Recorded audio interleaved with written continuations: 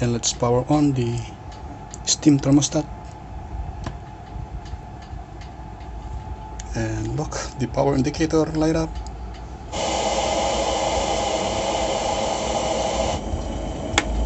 Okay, it's working guys.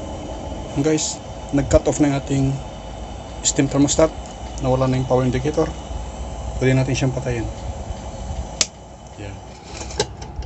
Yan, tatanggalin lang natin siya. At ayusin din natin yung ano niya, yung contact. Kami yung nagkukumpuni guys. Pag sarili namin, hindi namin nakukumpuni. Ito, kita niyo yung contact na yan. Ayan. Pag uminit to, pag wala ng tubig ito, magre-react ito. Ito magre-react. Ayun, may pin dun, no. Yan, tingnan niyo yung puti. Yan. Pag nag-react to, i-disengage niya. Okay, i-disengage niya itong contact na to. Ayan, dun, oh. Yan, may pin. Ang nangyayari, linisan naman natin yan at tingnan natin kung maayos natin siya. Siya yung live neutral tong isa. Okay, tanggalin natin dito guys. Okay, here.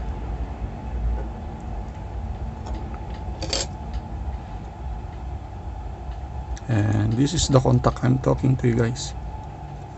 Okay, the trigger and this contact here.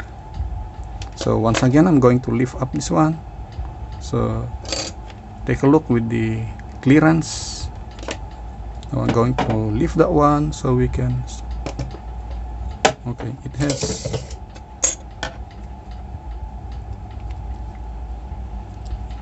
tanggalin natin dito sa terminal na to para malinisan natin. Ayan, nagbabad contact siya, yun, no? Ang dumi, oh. So this one, linisan natin.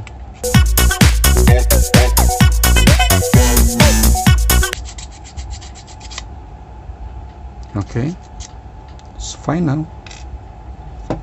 And how about here?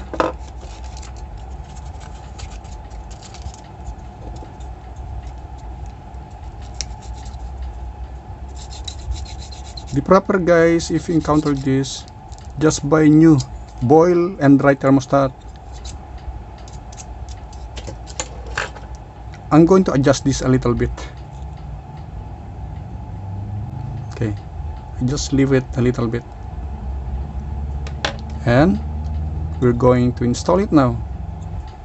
Okay, to install back like this.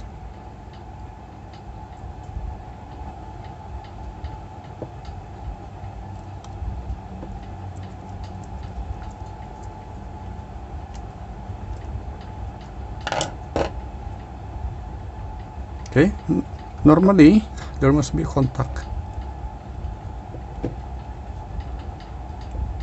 Okay, from here. Okay, it has contact now.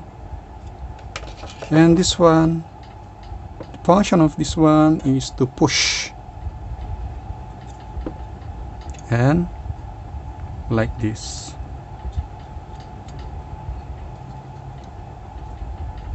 And before I'm going to, this one guys must be normally connected. Ito dapat guys is normally connected siya. May sounds tayo dapat. Wala pa rin.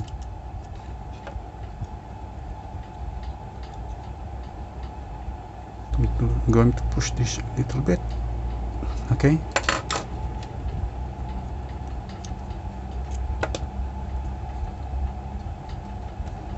And let's check if this one is being connected now to the inner ring. It's not yet contact. No contact yet. So we're going to adjust a little bit more.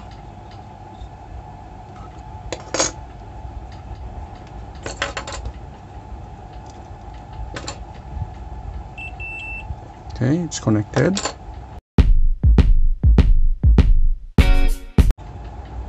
Once again, let's check.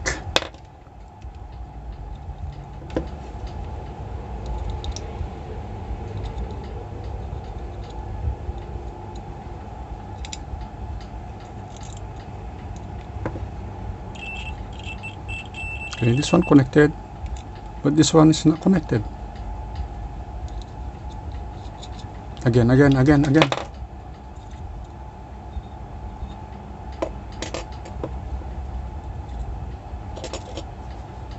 So we have a problem with this ring.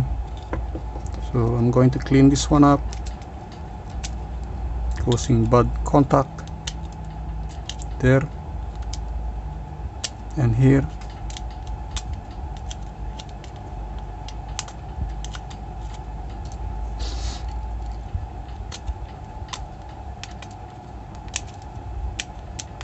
Because this one should be connected here.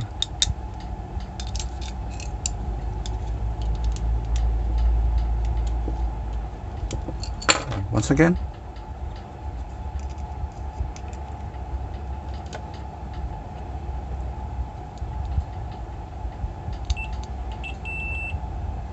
Oh, so I need to remove this one, guys,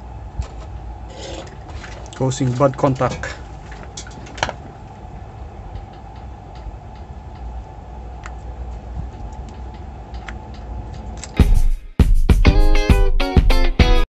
Ang problema niya, guys, yung spot na yon, ito sa inner ring na to, is di niya may contact ito, samantala nakadikit na siya. So ang gagawin natin, hihinang na natin, hindi ko siya matuklat, baka masira ko pa, para mag-contact ito saka dito, para masupplyan to mamaya. Ito dito kasi manggagaling yung voltahe natin. Ito yung line niya, ito yung neutral. Okay, line, neutral. This one, guys, is bad contact, this one here and this one. So all I have to do is I'm going to solder it so it will contact. Because as you see, I'm going to test it. If I'm going to put another probe here, okay, contact. But if I'm going to put on top, it's a bad contact. Okay, so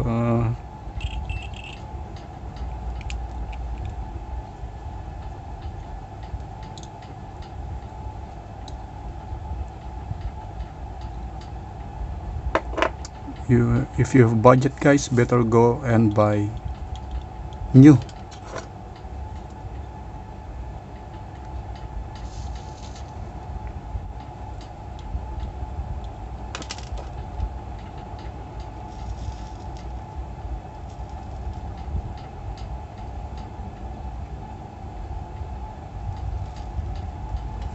Okay, hopefully it join now.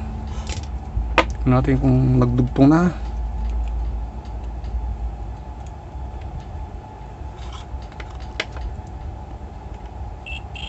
This is what I'm looking, guys.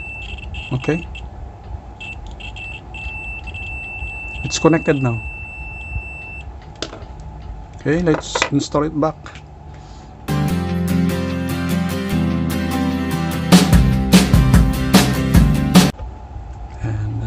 Let's check this one, the outer. Okay, and this one, the inner. Okay, it's working now.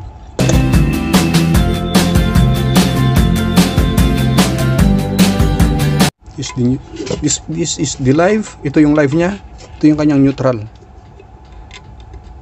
Ayan, at ang neutral papunta dito sa the neutral goes to this steam thermostat and together with this neutral, and this is the neutral of the heater, live of the heater. Okay,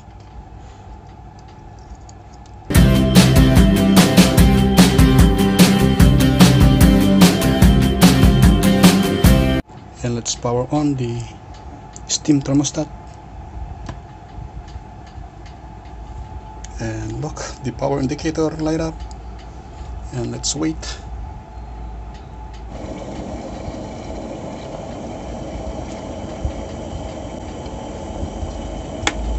Okay, it's working, guys. Nag-cut off na yung ating steam thermostat, nawala na yung power indicator, pwede natin siyang patayin. Kick.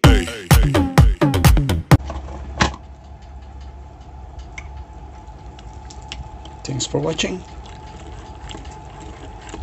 If you're new to my channel, please subscribe me and click the notification bell so you'll be updated just in case I when you upload video again. Thanks for watching. God bless.